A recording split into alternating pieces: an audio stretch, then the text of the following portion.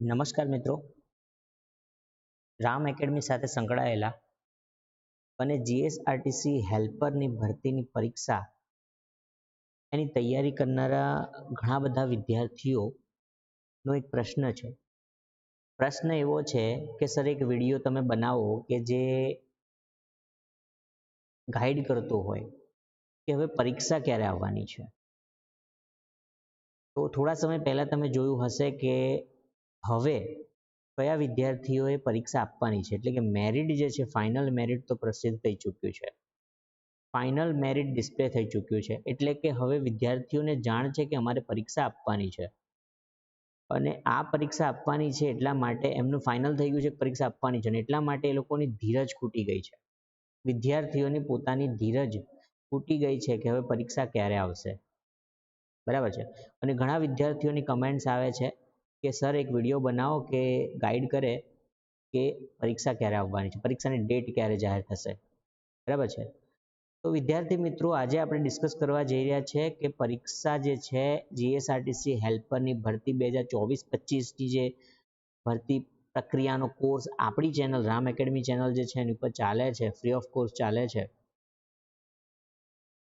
અને એનું જે આપણે અભ્યાસ કરીએ છીએ ઘણા સમયથી, અને એનું ફાઇનલ અંત એટલે કે પરીક્ષાની તારીખ ક્યારે આવવાની છે, પરીક્ષાની તારીખ શું હશે, એવો પ્રશ્ન તમને મૂંઝવે છે. બરાબર છે. હવે આપણે એક નજર કરીએ કે મિત્રો, જ્યારે 21/4/2025ના રોજ, તારીખ 21/4/2025ના રોજ આપણી ફાઇનલ OMR પરીક્ષા માટેનું ફાઇનલ મેરિટ લિસ્ટ ડિસ્પ્લે કરવામાં આવ્યું.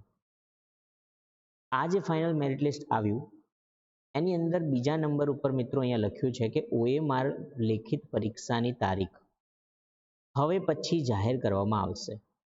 એટલે હવે તમારું જે મેરિટ હતું ને, એ આખી પ્રોસેસ પતી ગઈ છે અને મેરિટ પછીનું હવે નેક્સ્ટ સ્ટેપ ખાલી છે કે એક્ઝામ ડેટ આવવાની બાકી છે. શું બાકી છે? Exam date.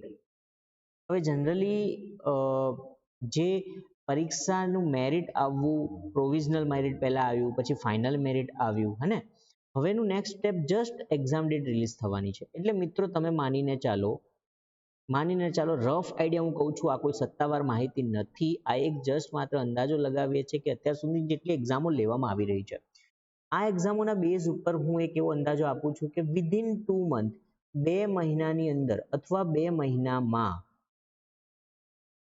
જીએસઆરટીસીની જે પરીક્ષા છે એ લેવાની શક્યતા છે. એટલે કે જીએસઆરટીસી ગમે ત્યારે એવી જાહેરાત પાડી શકે છે કે ભાઈ આ તારીખે પરીક્ષા છે અને કોલ લેટર ડિસ્પ્લે કરી શકે છે.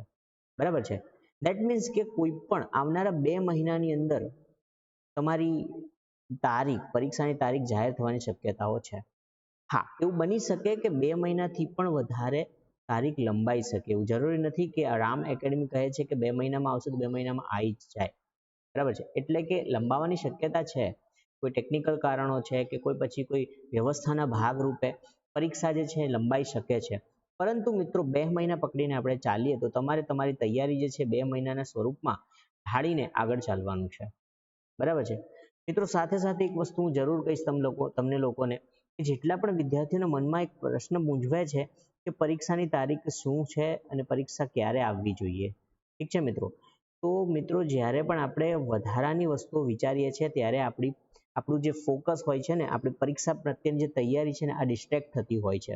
એટલે તમારે પરીક્ષા ક્યારે આવશે આ બાબત ઉપર વિચારવાનો સમય ઓછો વેડફવાનો છે. એટલે કે ઓછું વિચારવાનું છે કે પરીક્ષા ક્યારે આવશે. તમારે તમારી તૈયારી એવી કરવાની છે કે કાલે જ પરીક્ષા આવી જાય, કેમ નહીં, કાલે જ પરીક્ષા આવી જાય, હું તૈયાર છું. બરાબર.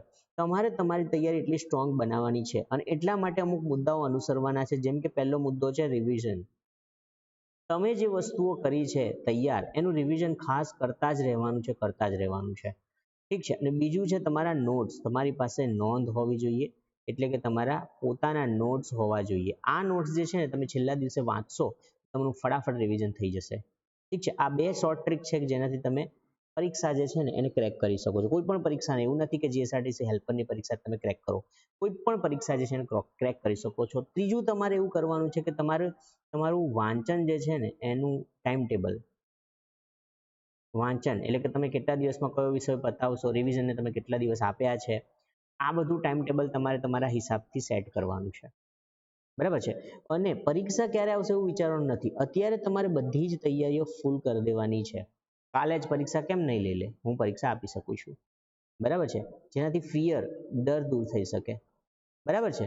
અને ફોકસ કરવાનું છે તૈયારીમાં, કે હું શું તૈયાર કરું, મારી જેટલી તૈયારી થઈ ગઈ છે એમાં એક્સ્ટ્રા હું બીજું શું કરી શકું છું, જેથી કરીને પરીક્ષામાં પરફોર્મન્સ મારું સારું રહે અને મેરિટ માર્ક્સ તો 40 માર્ક્સ તો તમારે લાવવાના જ છે. 40 માર્ક્સ જે છે ને એની પ્લસ લાવવાના છે, તો તમે જાણો જ છો દરેક વિદ્યાર્થીએ 40 પ્લસ માર્ક્સ લાવવાના છે. જેટલા 40થી વધારે ગુણ લાવશો, 40 માર્ક્સ તો પાસિંગ માર્ક્સ છે, 40થી વધારે જેટલા પણ માર્ક્સ તમે લાવો છો એ તમારા માટે બેનિફિટ છે. તો આ જે બેનિફિટ જે છે એને અચીવ કરવા માટે તમારે તૈયારી કરવાની છે, ઠીક છે મિત્રો.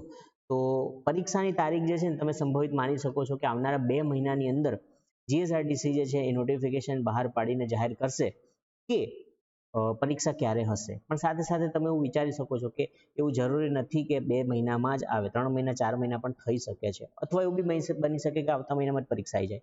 કોઈ એવું ફિક્સ ધારાધોરણ હોતા નથી, પરંતુ તમે 2 મહિના પકડીને ચાલી શકો છો, ઠીક છે મિત્રો. તો તૈયારી કરતા રહો અને કોઈ ટેન્શન લેવાની જરૂરત નથી. આપણે માત્ર તૈયારી કરવાની છે, આપણા હાથમાં માત્ર તૈયારી છે, બાકી બધું તમારે તમારા નસીબ અને ઉપરવાળા ઉપર છોડી દેવાનું છે, ઠીક છે મિત્રો. તો મળીશું નેક્સ્ટ આપણા સેશનમાં, પણ ત્યાં સુધી તમે લોકો ખાસ પ્રિપેરેશન કરતા રહેજો. જય Bharat. Thank you so much.